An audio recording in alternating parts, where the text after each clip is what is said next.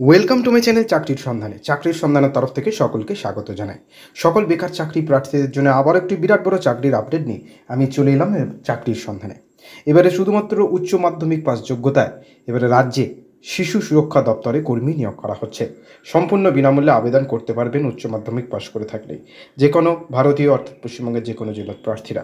এই ভিডিওটিতে ডিটেলসে সব কিছু বলে দেবো, কেউ কিন্তু স্কিপ করবেন না। চলুন ডিটেলসে দেখে নেওয়া যাক। দেখুন, পদের নাম আছে হাউস মাদার, প্যারামেডিক্যাল স্টাফ, দুটি শূন্যপদ আছে। এই পদে আবেদন করার জন্য আবেদনকারীদের যে কোনো স্বীকৃত প্রতিষ্ঠান থেকে উচ্চ মাধ্যমিক পাশ করে থাকতে হবে। প্যারামেডিক্যাল স্টাফ পদের জন্য নার্সিং অথবা ফার্মেসি বিভাগে ডিপ্লোমা সার্টিফিকেট থাকতে হবে।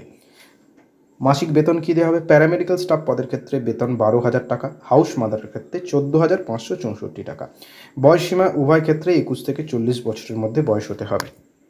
আবেদন করতে হবে অফলাইনের মাধ্যমে। আবেদন করার জন্য প্রার্থীদের জেলা দপ্তর অফিসিয়াল ওয়েবসাইটে গিয়ে অফিসিয়াল নোটিফিকেশনটি ডাউনলোড করে নিতে হবে।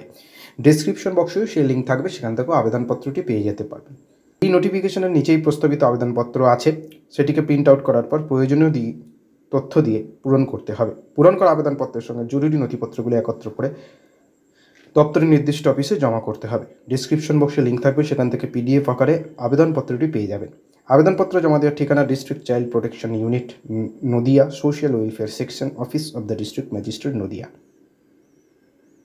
আবেদনের শেষ তারিখ 7ই মার্চ 2024। ডিসক্রিপশন বক্সে লিঙ্ক থাকবে, আবেদন করতে পারবেন। নেক্সট আপডেট নিয়ে খুব শীঘ্রই হাজির হব। সকলে ভালো থাকবেন, সুস্থ থাকবেন। জয় হিন্দ, বন্দে মাতরম, জয় জওয়ান, ভারত মাতা কি জয়।